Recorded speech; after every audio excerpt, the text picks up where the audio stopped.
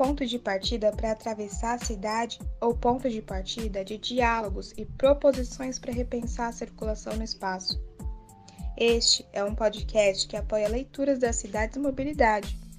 Cada episódio é apresentado por um pesquisador que interpreta os textos para reflexão.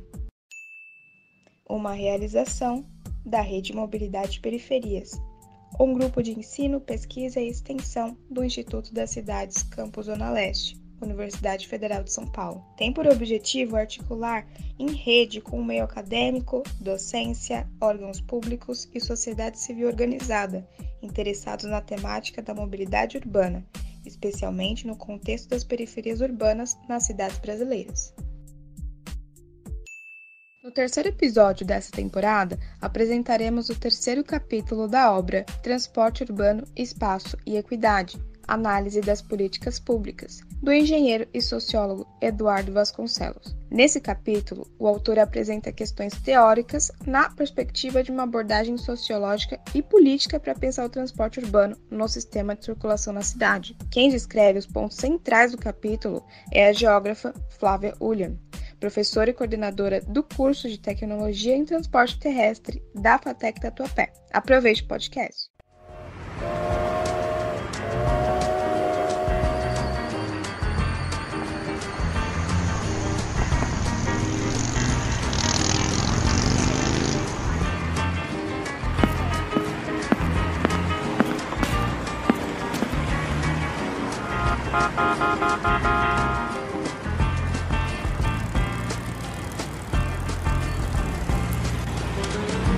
Ponto de partida deseja a todos uma boa viagem.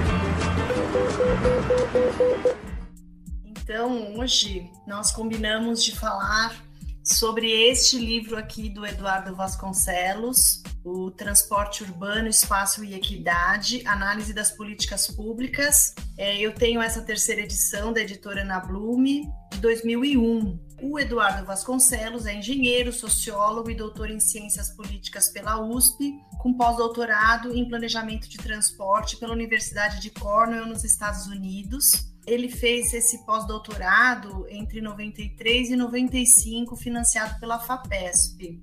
Ele escreveu esse livro, então, com base nesses estudos, e ainda um outro que seria a parte prática dos estudos dele, que se chama Transporte Urbano nos Países em Desenvolvimento, Reflexões e Propostas, que é esse outro livro aqui, muito interessante. Esse outro livro foi publicado também logo após o pós-doutorado dele, e é claro que o Eduardo Vasconcelos ele possui uma série de outros livros bastante lidos, né, que como Circular é Preciso, Viver não é Preciso. Tem também Políticas de Transporte no Brasil, a construção da mobilidade excludente, Mobilidade, o que você precisa saber, Mobilidade e Cidadania, A Cidade, o Transporte e o Trânsito, o que é o trânsito, a coleção Primeiros Passos, Transporte e Meio Ambiente, também um livro que envolve bastante a questão das externalidades dos transportes. Então, sempre uma pessoa muito, muito importante na área de mobilidade urbana. Atualmente, ele é presidente da Comissão Técnica de Meio Ambiente da ANTP e diretor do Instituto Movimento. Esse livro que a gente vai falar hoje, ele nem é o meu favorito. Eu gosto muito dele, mas tem o Transporte Urbano nos Países em Desenvolvimento, que é o que eu mais uso em sala de aula. O livro que nós vamos conversar hoje, o Transporte Urbano, Espaço e Equidade, ele é dividido em 11 capítulos. E hoje nós escolhemos um deles para nos aprofundar, que é o terceiro capítulo. No entanto, eu vou falar um pouquinho sobre a introdução do livro e o capítulo 2 para a gente poder depois falar com mais propriedade em relação aos conceitos que o capítulo 3 do livro traz, tá bom? Na introdução do livro, ele vai apresentando os objetivos do trabalho dele, apresentando as metodologias, os procedimentos alternativos que existem para análise de problemas de política e trânsito e transporte nos países em desenvolvimento. E essa palavra sempre países em desenvolvimento que ele usava, claro, né, é da época que o livro e a pesquisa dele foi feita. Atualmente nós usamos outros nomes, né? Países pobres, países emergentes, países periféricos, mas volta e meia vocês vão ver eu falar aqui países em desenvolvimento para seguir a linha do autor. Então, sob uma perspectiva social e política, a leitura dele, ela ultrapassa a visão técnica. O objeto de pesquisa são os deslocamentos humanos no espaço urbano e o que condiciona esses deslocamentos. E ele vai buscando superar, ir além dessa perspectiva técnica, como eu havia dito. Então, o autor, ele, no decorrer do livro, analisa toda uma literatura que foi inicialmente desenvolvida nos países centrais, chamados desenvolvidos, né, por ele. E essa literatura toda mostra que o planejamento de transportes urbanos, ele tem uma natureza bastante quantitativa e propõe sempre uma ampliação da infraestrutura, analisando muito pouco as causas dos problemas existentes. E, além disso, essas realidades dos países centrais são bastante distintas das nossas realidades de países periféricos. Na introdução, ele faz muitas críticas a esses enfoques, que ele chama de enfoques conservadores, e que, acima de tudo, se autodenominam neutros, como se eles realmente promovessem uma distribuição equitativa dos benefícios. O Eduardo Vasconcelos aponta para o fato de que, apesar de todas as intervenções que vêm se fazendo, vinham se fazendo há 20 anos quando ele escreveu, mas parece que ele acabou de escrever, né?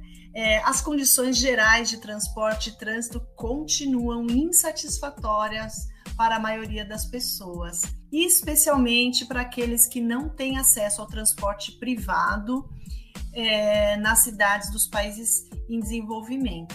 Imagina, então nós continuamos 20 anos depois achando que as condições continuam insatisfatórias, né? Então, os níveis de serviço dos transportes públicos são muito baixos, há uma distribuição muito desigual da acessibilidade, muitos elevados índices de acidentes de trânsito, envolvendo principalmente os papéis mais vulneráveis, como os pedestres e ciclistas, muitos congestionamentos, poluição ambiental, invasão de espaços habitacionais e de vivência coletiva por tráfego inadequado de veículos, ou seja, as políticas de transporte urbano, elas têm sido utilizadas para reproduzir as desigualdades sociais, orientando um crescimento urbano ineficiente em termos ambientais e excludente em termos sociais. E ele também salienta que as suas propostas devem complementar os procedimentos unicamente técnicos. E se sabe que todos esses anos aqui lecionando a mobilidade, falando sobre transportes, eu sou geógrafa, mas eu concordo com o engenheiro Eduardo Vasconcelos nesse momento, porque muitas vezes nós, cientistas sociais, cientistas das ciências humanas, perdemos essa perspectiva técnica e eu venho aprendendo, assim, principalmente lecionando na FATEC, que a perspectiva técnica ela não deve ser completamente abandonada, né? É muito bom quando nós vemos técnicos, engenheiros que enxergam o lado social, né? Que eles às vezes não enxergam como nós, mas eu acho que é um trabalho interdisciplinar mesmo, é um trabalho conjunto. E aí o Eduardo Vasconcelos, ele é engenheiro, mas ele é sociólogo, então ele consegue fazer essa mesclagem, que eu acho que é muito importante, tá? Bom, aí tem outros capítulos, né? Acabando a introdução do livro, eu vou falar um pouquinho sobre o capítulo 2, como eu falei, para poder introduzir melhor o nosso objetivo da tarde, que é o capítulo 3. O capítulo 2 se chama Enfoques Sociológicos e Políticos do Transporte Urbano. E aqui ele vai falar, né, justamente da necessidade de interação das visões técnicas e sociais políticas, né? Se não fosse essa última visão, essa visão social-política, não haveria mesmo a percepção de que o crescimento do uso do automóvel e o decréscimo do uso do transporte público tem efeitos urbanísticos, econômicos, ambientais, inconvenientes e muito preocupantes, né? Se a gente ficasse só na visão técnica, não teríamos essa perspectiva. E aí, partindo de uma discussão teórica muito estudada, a gente percebe que ele se aprofundou bastante nos teóricos, ele cita muitos autores. O Eduardo Vasconcelos diferencia o enfoque técnico, o enfoque sociológico e o enfoque social. E aí a gente precisa gastar uns minutinhos com esses termos para podermos entender o que ele quer dizer, né? O enfoque técnico, na visão dele, é limitado a cálculos gerais sobre quantidades e custos do sistema de circulação. Por outro lado, o enfoque social, que ele considera bem mais abrangente, ele se limita ao que ele chama de mera contabilidade dos impactos sociais, nas palavras dele, né?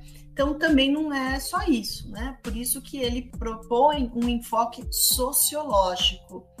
E esse enfoque, ele questiona por que e como as viagens são feitas, quais foram os condicionantes das decisões sobre a oferta e o uso do transporte, acrescentando que as análises quantitativas dos enfoques técnicos e sociais têm que ter uma avaliação das relações sociais e das estruturas de poder que condicionam esses resultados verificados no transporte e trânsito.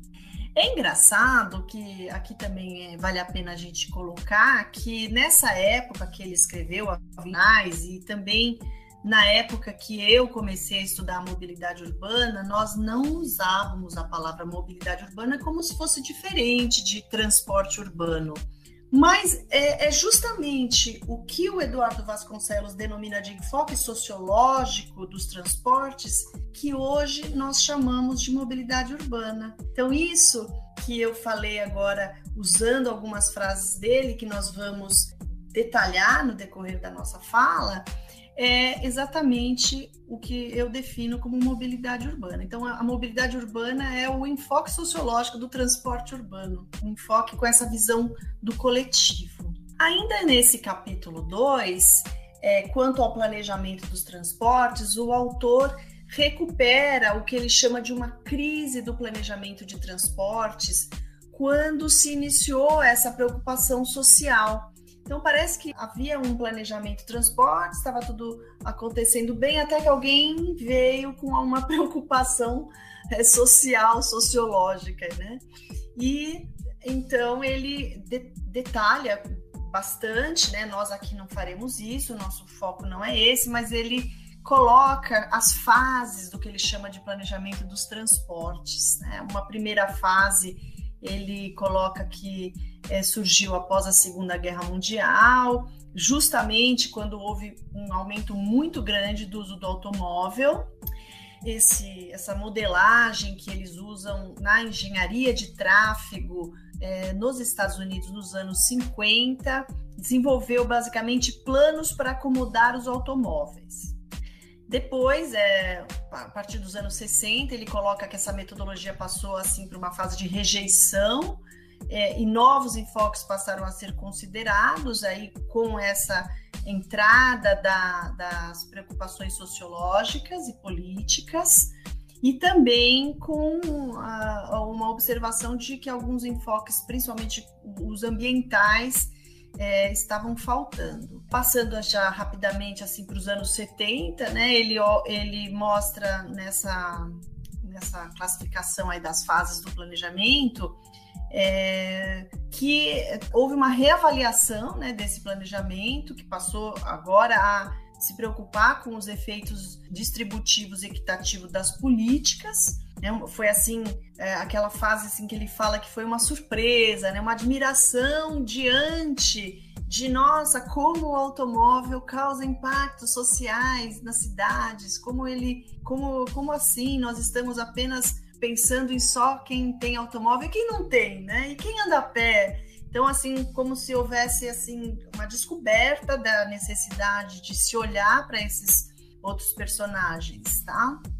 Então, aí ele, é claro, a gente não vai detalhar, mas é muito interessante toda a abordagem que o autor faz sobre essa fase e a sua relação com o que acontecia no Brasil naquele momento, tá?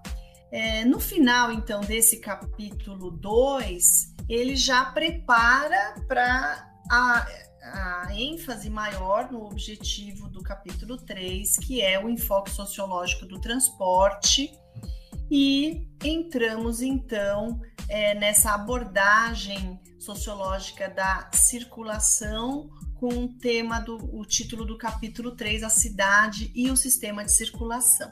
Nosso grupo aqui da Rede Mobilidade Periferias estava com várias sugestões, enfim, a gente ficou pensando, o professor Ricardo sugeriu que nós, então, nos aprofundássemos aqui nesse capítulo, nesse podcast. E eu, na verdade, venho abordando esse conteúdo com os meus alunos de mobilidade e sustentabilidade no meio urbano desde 2013, que eu venho trabalhando com isso, mas como eu falei, eu uso um outro livro, que é o capítulo do crescimento transporte individual e o declínio transporte público, do livro Transporte Urbano nos Países em Desenvolvimento. Para iniciantes, eu acho que ele é mais didático, mais objetivo, e eu acho que a leitura desse capítulo do outro livro vem a complementar o que a gente vai falar aqui hoje, né? Só que não dava para falar dos dois, que é muita coisa, né? E nesse livro Transporte Urbano, Espaço e Equidade, o Vasconcelos ele inicia abordando algumas questões teóricas que são centradas na teoria sobre organização socioespacial e os seus condicionantes, que são as relações capital e trabalho, a circulação do capital e a relação entre o Estado e o capital. Então, ele ressalta que a configuração espacial é vista como um fator determinante para alguns autores, e eu, como geógrafa, eu enxergo realmente que este é um ponto crucial para o estudo e para a compreensão da mobilidade urbana, porque nós não podemos esquecer que o espaço urbano, ele contempla todos esses condicionantes. Ele é o produto dessas condicionantes, dessas relações capital-trabalho, da circulação do capital e da relação entre o Estado e o capital. Tá? Então, nós estamos ali no espaço urbano, estamos ali na cidade, essa cidade como um ambiente construído, e estamos querendo estudar a mobilidade, estamos querendo estudar a circulação das pessoas nesse espaço. Para poder fazer a análise desse ambiente construído da cidade, o Eduardo Vasconcelos ele faz uma divisão didática que nós entendemos como artificial, mas necessária para a compreensão do que ele chama de problema do transporte, né? Então, ele separa o ambiente construído urbano em uma estrutura de produção e distribuição, que é justamente aquela parte da cidade, do ambiente construído, onde a maior parte do processo de produção ocorre, ou seja, a indústria, o comércio, né, os serviços, as empresas. Uma segunda estrutura do ambiente construído, que ele chama de estrutura de reprodução, que é a parte do ambiente construído onde ocorre principalmente a reprodução biológica, social e cultural das pessoas e das classes sociais, ou seja, as nossas residências, escolas, serviços médicos, lugares onde praticamos o lazer, o entretenimento, outras atividades sociais e políticas. Então, ele chama isso de estrutura de reprodução. E a estrutura de circulação, né, que é a parte do ambiente construído que permite a circulação física das pessoas e mercadorias, as vias públicas, as calçadas, as vias férreas, os metrôs, os terminais de passageiros, terminais de carga também. Então, toda a estrutura construída onde a circulação acontece, juntamente com os meios de circulação, os meios de transporte. Então, esse sistema de circulação móvel, né, e o ambiente construído para a circulação, ele chama de ambiente de circulação. E nesse ambiente, quer dizer, ele é fundamental para saber como que se realiza a circulação, a mobilidade urbana, né? Quer dizer, dependendo de como ele está, há uma qualidade, há uma eficiência dos deslocamentos ou não, tá? E o autor informa que vai privilegiar o foco no transporte de passageiros, tá bom? Ele e eu, né? Porque a questão do tempo que nós temos aqui, nós vamos acabar negligenciando, deixando de lado o trato das mercadorias, tá? A gente vai, nossa fala, focar no transporte de passageiros. E ao falar, então, aqui em produção e transporte, né? Quer dizer, ele fala de um ambiente de produção, depois ele fala do ambiente de circulação. Vamos lembrar, né, de uma questão importantíssima em relação ao espaço urbano, de que, a princípio, as residências dos trabalhadores, ou seja, o ambiente de reprodução, era bem próximo às fábricas. Inclusive, os proprietários das fábricas chegaram a construir as vilas operárias com o objetivo justamente de que os proletários fossem a pé para o trabalho. Ele cita nesse momento Lúcio Kovarik, dizendo que, à medida que aumentaram o número de trabalhadores necessários, o custo das construções das habitações, os empregadores foram transferindo esses encargos para o Estado e para os trabalhadores. Então, foram abrindo mão desse encargo que antes tinham chamado para si. Nesse momento, o autor aborda rapidamente a questão do transporte fretado, que ainda é esse encampamento por parte do empregador para garantir o deslocamento do seu funcionário. Mas, então, a situação mais comum não é essa. A situação mais comum é que o funcionário tem que dar conta de como ele vai chegar no seu ambiente de trabalho, e o Estado tem que dar conta de prover os transportes, se não na operação, pelo menos a infraestrutura e a parte de concessões, tá? Aí já escreveu Ricardo Barbosa da Silva, né? Escreveu que a organização dos meios de transporte visa a mobilidade dos trabalhadores. E aí, a ocupação do espaço, que promove essa segregação espacial, é o reflexo da divisão social do trabalho e acaba conflitando com a equidade, né? Então, o próprio urbano, né, o desenvolvimento urbano de base capitalista, ele produz mesmo uma segregação e uma iniquidade, porque ele foca nesse deslocamento do ambiente de reprodução para o ambiente de produção. E aí já começam os nossos problemas de mobilidade. É aí que a gente entra em ação para pesquisas, para estudos de mobilidade, né? O capítulo 3 continua com um próximo item que se chama reprodução e transporte. E nesse item ele vai abordar especialmente essas necessidades de reprodução do trabalhador, das pessoas, né? Que além dessas necessidades de se deslocar para trabalhar, eles têm outras necessidades, né? Tem os motivos biológicos, sociais ou físicos. Então, aqui como motivos biológicos, nós entendemos aí que são basicamente aquilo que a gente precisa fazer para viver, né? Se alimentar e se proteger do frio. Os demais motivos, ele diz que são atividades de consumo e que variam das condições sociais, econômicas, culturais e políticas das pessoas. Variam de acordo com as classes sociais, portanto, e até em relação a regiões do país ou a países diferentes. Então, ele entende que muitas atividades de consumo que nós realizamos, elas não são necessariamente inatas do ser humano, assim, não são o seu desejo natural, porque elas estão condicionadas a esse pertencimento de diversidade de classes sociais, de culturas que nós temos no mundo. Então, é muito complicado dizer, mas isso é supérfluo, isso é uma necessidade mesmo.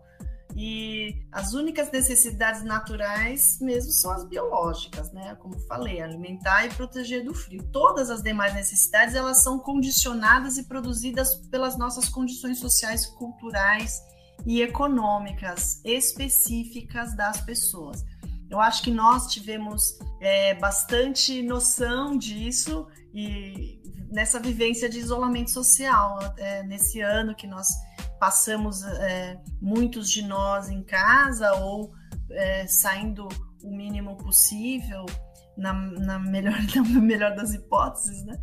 Porque algumas coisas que a gente entendia como necessidades acabaram sendo descobertas como não, né? Não são necessidades tão grandes assim, né? Então, na verdade, se mudam as condições, também muda o comportamento das pessoas. E algumas necessidades que não existiam podem surgir ou vice-versa. Necessidades que não que existiam, elas desaparecem. E, portanto, a circulação, ela tem um reflexo enorme, porque é aqui que entra o que nós chamamos de desejos de viagens. Os desejos de viagens, eles não aparecem nas pesquisas de mobilidade. As pesquisas de mobilidade, ou as chamadas pesquisas origem-destino, elas captam as viagens que as pessoas realizam nas condições que existem para as pessoas as realizarem, né?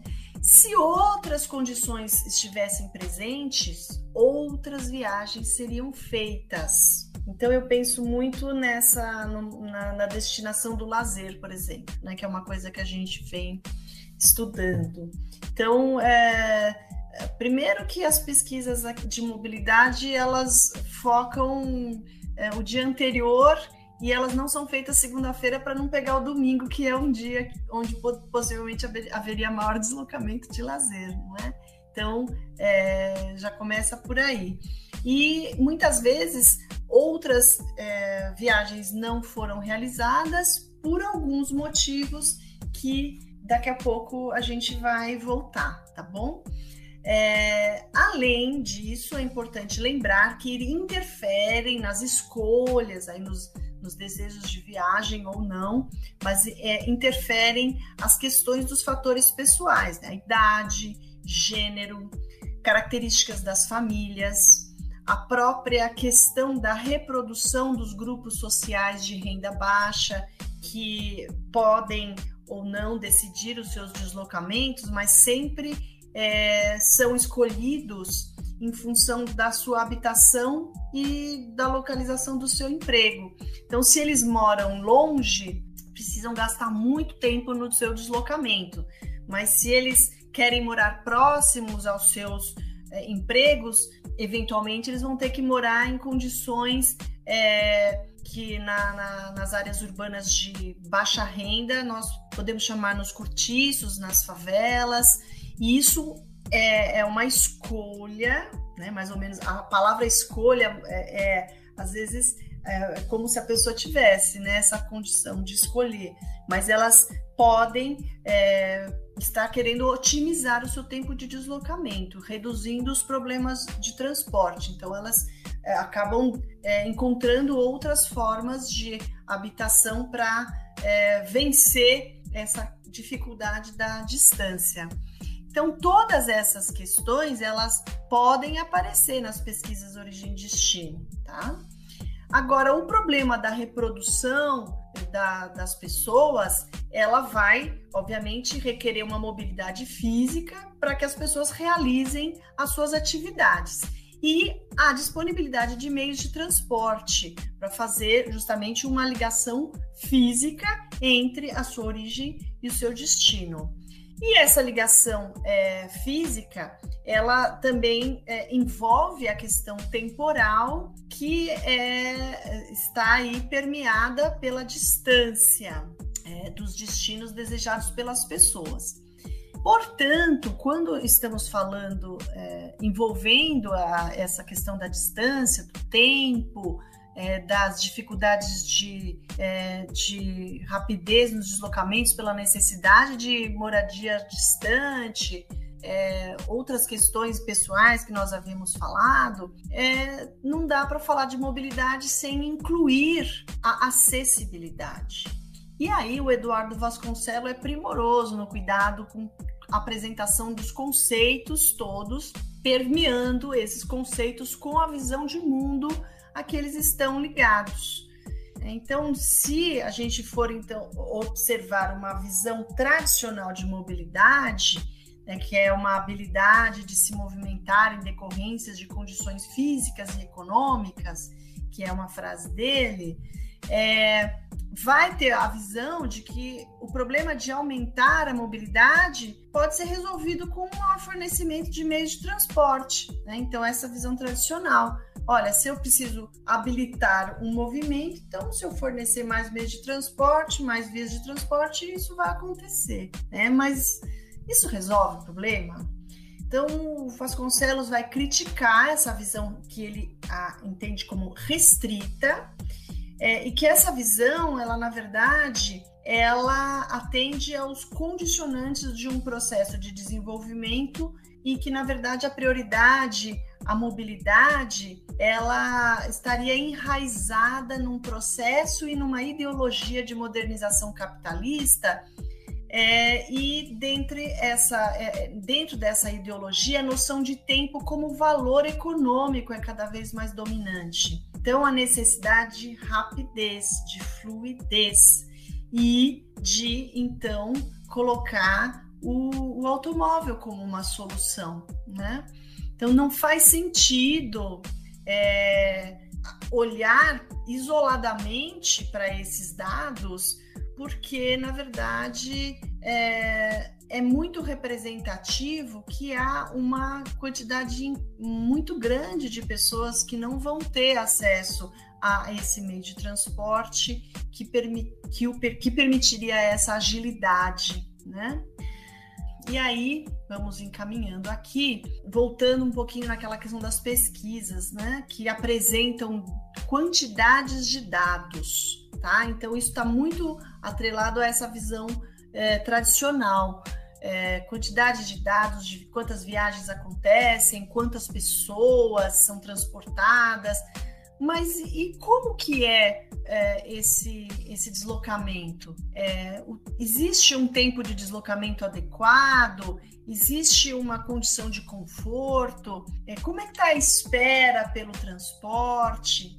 Então, muitas coisas não aparecem nessa observação tradicional do transporte urbano. Então, aí a palavra transporte urbano parece que cai bem, mas não a palavra mobilidade urbana. E o autor, ele vai nos mostrando, né, algumas observações que ele faz das pesquisas origem e destino da região metropolitana de São Paulo, que são feitas de 10 em 10 anos desde 1967, e ele olha que houve realmente um aumento de viagens, né? E houve mesmo. Ele para a sua observação em 97, pela época que ele escreveu, mas nós, observando a última em 2017, aqui da região metropolitana de São Paulo, verificamos que não para de haver aumento de viagens. Mas o Vasconcelos observa que isso não representa necessariamente boas condições de vida. Muito pelo contrário, isso pode refletir que está havendo uma necessidade de deslocamentos excessivos frente a uma precariedade do sistema de transportes. Portanto, definir mobilidade deve abranger acessibilidade. Acessibilidade é um conceito mais amplo que envolve a facilidade de se chegar aos destinos. E o que ele abarca? É a análise de uma conexão entre a oferta do sistema de circulação, que são as vias e os veículos, e a estrutura urbana, que são elementos interdependentes. Então, aquele ambiente construído que ele veio definindo páginas atrás, né? Então, a análise da conveniência, da acessibilidade econômica dos meios de circulação é necessária. E também a compatibilização entre o tempo disponível dos indivíduos e as horas de operação das atividades de destino das viagens. Ou seja, né, as pessoas precisam chegar nos lugares e nem sempre os meios de transporte público funcionam naqueles horários.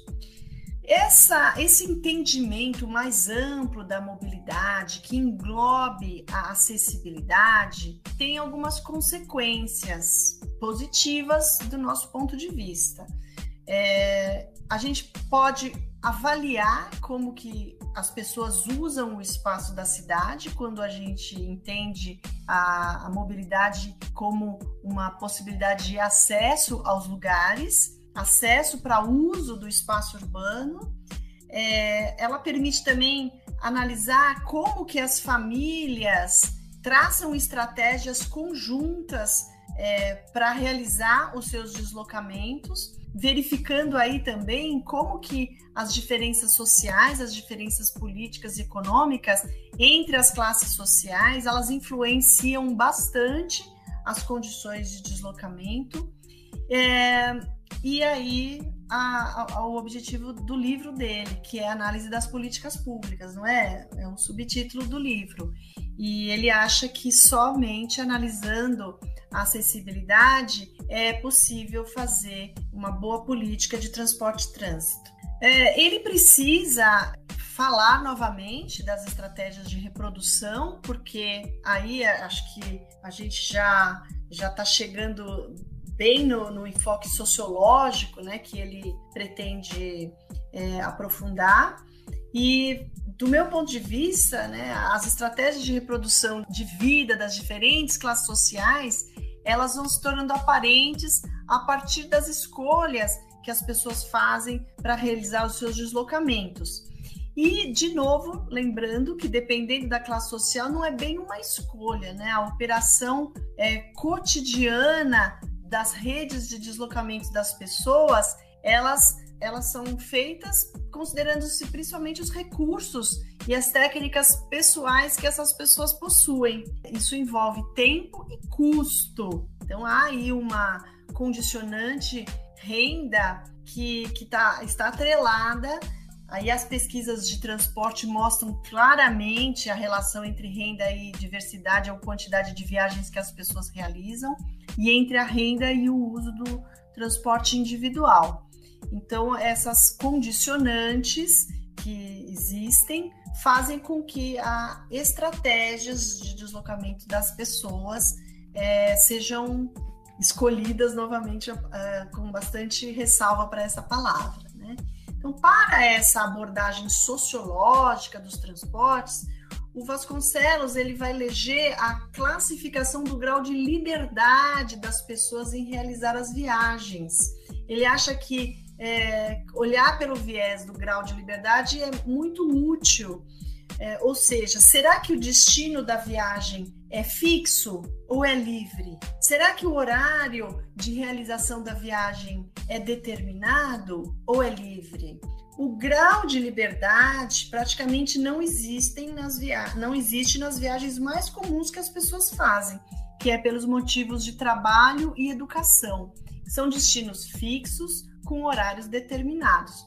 As viagens não livres, né, que são essas fixas com horários, elas condicionam que nós possamos fazer viagens livres nos horários que nos restam, né? Então, compra, lazer, visitas, enfim, são aí coisas que a gente consegue fazer nos horários livres.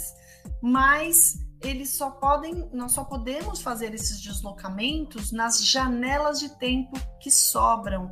Então, para além das viagens não livres. ele chama essas viagens livres de discricionárias em contraposição àquelas viagens que são obrigatórias. Bom, agora um ponto importante nessa história toda é que interfere nas escolhas como a viagem será realizada. E aí entram as conexões. As conexões interferem bastante. Então, você precisa mudar de meio de transporte, ou você precisa parar num lugar antes para prosseguir viagem para outro.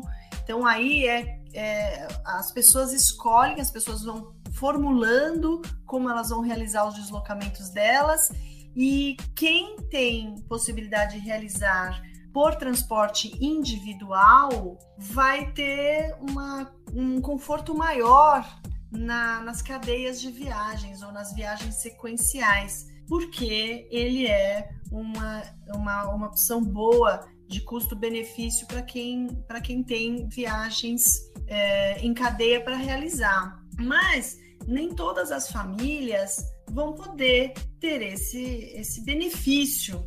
Então, isso tudo uma visão de planejamento de transporte não vai olhar.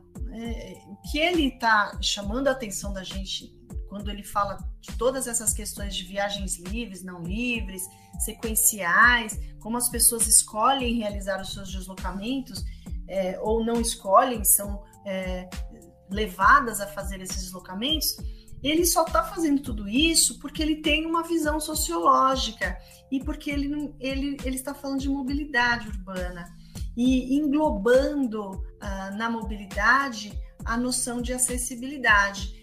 É por isso que o capítulo ele é bastante conceitual e teórico, ao mesmo tempo que o tempo todo, né, está falando dos deslocamentos das pessoas. Não está mostrando dados, não está falando de quantidades, mas está envolvendo tudo aquilo que se realiza de deslocamento com toda a questão teórica que ele pretende passar.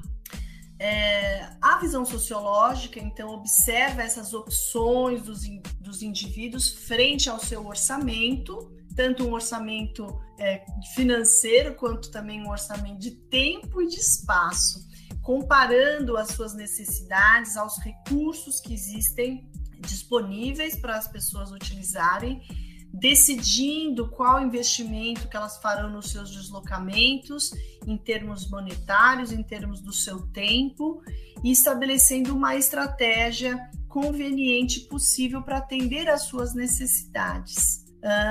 Voltando aqui um pouquinho nas pesquisas, né, para complementar, os dados que se interpretados a partir dessa visão sociológica, eles mostram que o espaço de circulação é consumido de uma forma diferenciada, refletindo condições sociais e econômicas entre as famílias e as pessoas. Então, a pesquisa até mostra, mas a gente só consegue entender se a gente tem essa visão de como que as pessoas têm essa conveniência, né? Então, é claro que os resultados, conhecidos já por todos aqui, famílias de renda mais alta usam meios de transporte mais velozes, e que é o automóvel e, em parte, também podemos lembrar da motocicleta, para realizar mais viagens e consumir mais espaço, né? A motocicleta como uma alternativa para fugir do congestionamento ou como uma alternativa para fugir da deficiência do transporte coletivo, né? Então, acho que a análise ela não é feita nesse capítulo pelo autor, ele tem outras obras que tratam do uso da motocicleta. Agora, as pessoas de renda mais baixa vão ter uma mobilidade limitada e consomem menos espaço urbano. O grande finale, assim, agora do capítulo, né, para a gente indo para o final da apresentação, fala sobre o ambiente construído e os meios de consumo coletivo. Tá? Então, esse enfoque sociológico, assim, que acho que a partir daqui a gente pode ir já pensando como que nós vamos debater esse assunto, é que ter um controle sobre a criação do espaço da reprodução social significa ter poder sobre a reprodução das pessoas. Então, acho que o autor, a gente não precisa dizer mais nada, né? Essas ideias, elas enfatizam mesmo a existência de poder de controle sobre a vida das pessoas, poder de controle sobre como a cidade vai crescer. E as políticas de transporte e trânsito feitas pelo Estado e acordadas pelos setores dominantes podem interferir diretamente no processo produtivo, nas condições de vida das pessoas. Embora o autor ele acredita que esse controle não é irremediável. As pessoas têm formas de se proteger desse controle, opondo-se a um poder dominante, por formas variadas de representação, de ação política, interferindo até diretamente na produção do espaço urbano, legal ou ilegalmente. E quando ele fala isso, me lembra a querida Hermínia Maricato com a sua cidade formal, sua cidade informal, né? Eu acho que essa resistência tem tudo a ver aqui com o nosso grupo, né? Rede Mobilidade Periferias. E o capítulo continua mais um pouquinho, tá, gente? Mas eu acho que a gente para por aqui. Só não vou deixar de mencionar como que ele termina o capítulo, né?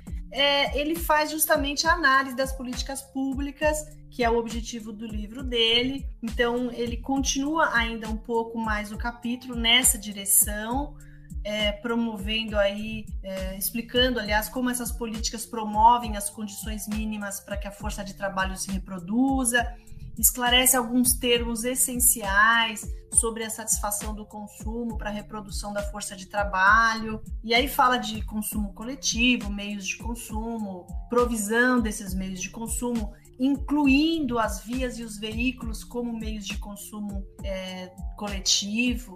E é muito legal também esse outro enfoque, acho que é muito interessante, importante, né? Mas a gente vai encerrando da questão do controle em relação à reprodução das pessoas, da vida das pessoas, tá bom? Muito obrigada. A produção, arte e edição desse podcast é feita por mim, Gabriela Carrasco, estudante de Geografia da Unifesp, Campus Zona Leste, e bolsista de extensão pelo grupo Rede Mobilidade Periferias. Este é o 3º episódio da 2ª temporada do Ponto de Partida. É importante você curtir a página da Rede Mobilidade Periferias no Face e também no Instagram. E não se esqueça de se inscrever no nosso canal do YouTube. Estamos em todas as mídias como Rede Mobilidade Periferias. Até o próximo episódio.